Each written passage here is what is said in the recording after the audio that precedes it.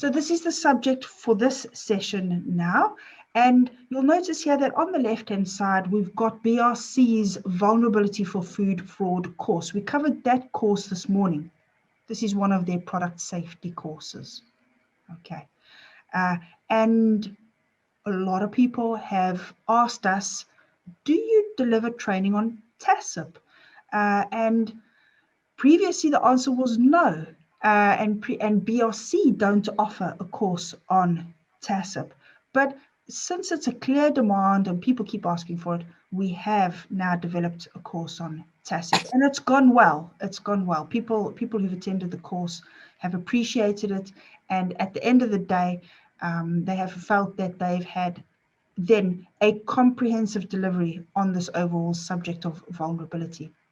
So it's the TACCP course, the STC TACCP course is around a 3-hour course, 2.5 to 3 hours, and it's literally delivered as a bolt-on on the same day as the BRC vulnerability course. Now, the BRC one-day courses don't actually take full days, okay? We typically start at 9:30 and finish between 2:30 or 3 o'clock on those BRC one-day courses. And so then we're left with extra time. And on the other one-day courses, what I have started to do is offer that extra time for people to make a start on their course assignment. For this course in particular, what we are offering instead is to complete the full day with the STC TACCP course, all right, so that you're getting a comprehensive overview of the subject. Now, in both cases, we're talking about vulnerability. So that's an interesting word, vulnerability. Okay, it's an interesting word, and it applies to both subjects. It applies to a product being vulnerable to fraud, but it also applies to a product or a site being vulnerable to a malicious act. So the vulnerability, the word vulnerability applies to both. And therefore, as a combined day doing both of these courses, this is why we call this Vulnerability and Threat Management, or TACCP. So that is the overall name for both these courses completed in a day. And just to give you a taste for some of the course content, here's a slide that gives us a top-level view on the methodologies we can use for TACCP. All right, so I've not included any slides from the Vulnerability for Fraud course that we covered this morning. I'm focusing now specifically on the TACCP bolt-on that's done at the end of the day. So in this slide, you can see that the UK requires we do this, the US requires it, and internationally we're required to do this. But the guidance provided is different depending on where you are in the world. We look at all of these, all right? And this course is based on all of these. So in the UK in particular, the FSA insists we do this, so does DEFRA, and they call it the subject of TACCP. So overall, they call it TACCP. Now, the terminology of TACCP in this case, in the UK, if we refer to PAS 96, this overall term, threat assessment, applies to both malicious acts and fraudulent activities. All right. In fact, I like this approach. And this is why overall, if you do the combined courses, we call it Vulnerability and Threat Management TACCP, under the broad heading TACCP, to cover both acts, because both pose a threat. Whereas in the UK, the FDA and FSMA require food defense. That's their terminology, food defense. And they provide an FDA food defense plan builder. And we take a look at that builder. It's quite interesting, actually. And it's a bit of software that you can use to build your risk assessment and your plan to mitigate the risk. Internationally, there are also requirements for doing this. And ISO 31000 is a risk management tool that I also provide as part of the course in case you wanted to look at it. And there are also French guides, just out of interest. But the rest of the course takes the best of all of these guides and methodologies just to tell you what you need to do, what you need to cover. Here's another slide, just an example of what's in the course. And this slide is drawing your attention to look at your site, okay?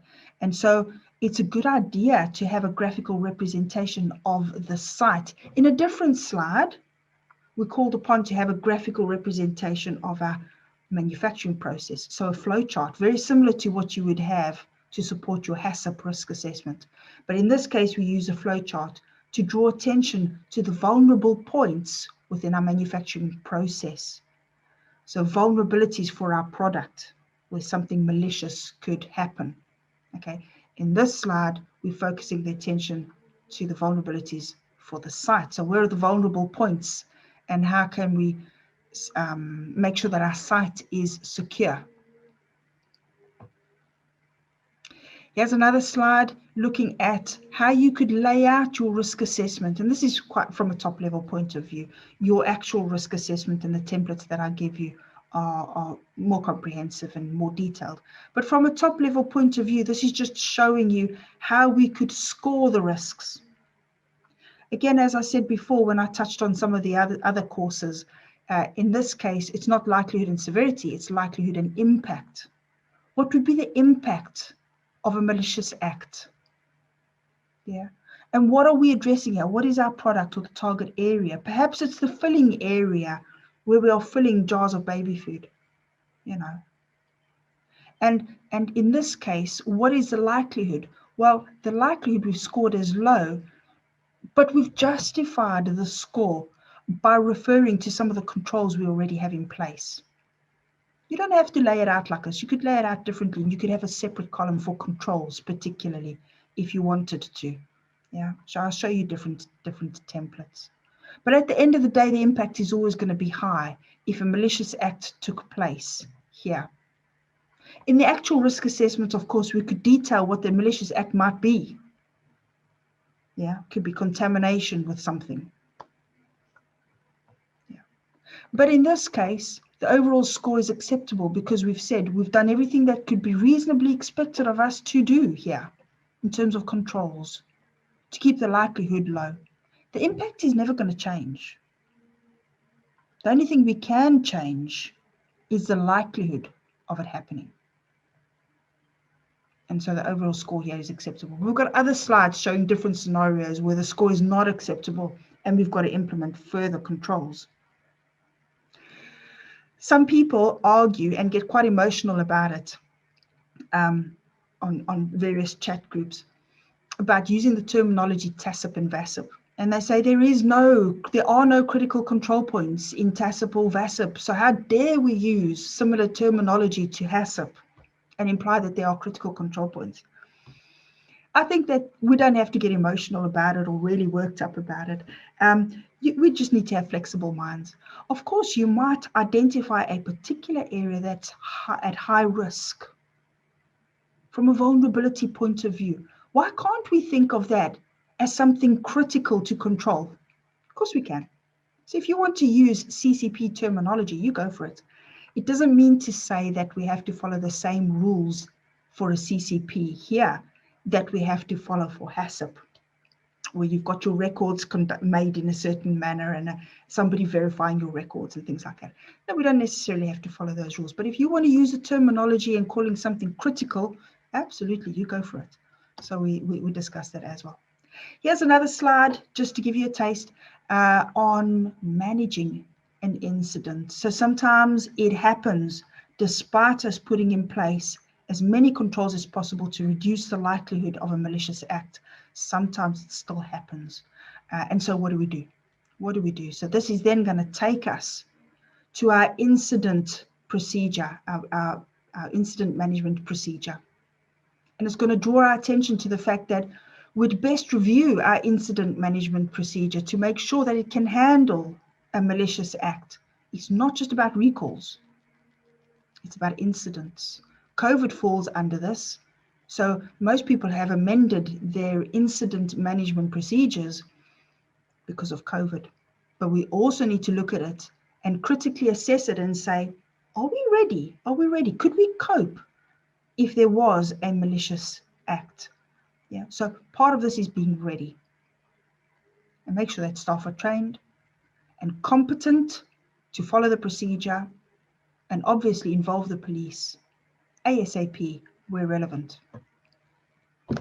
And so hopefully that's given you a nice taste of this course. It is a short course.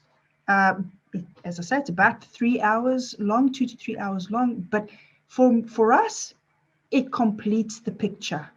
Yeah, the BRC vulnerability course is only looking at the fraud aspects, primarily looking at the fraud aspects.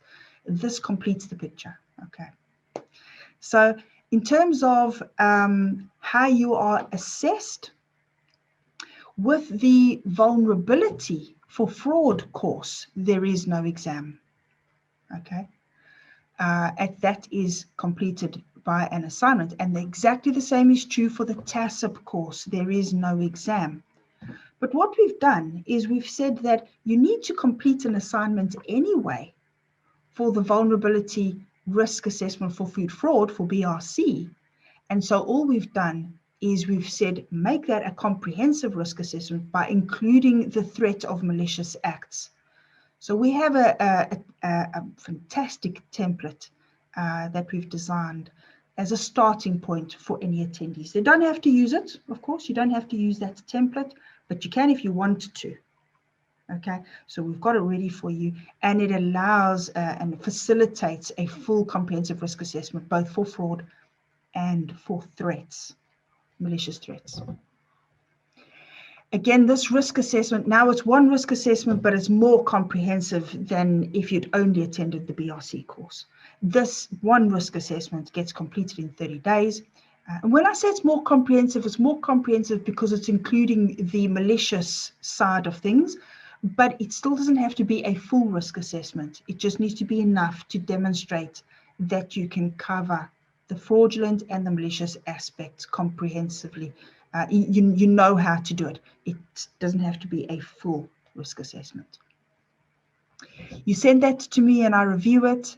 And once there's been a little bit of back and forth, perhaps, so that you can get excellent marks, you upload that to the BRC Educate website, where I will formally mark it, and you end up getting 2 certificates. You end up getting the BRC certificate for the Vulnerability for Food Fraud course, and you end up getting the STC certificate for TACCP.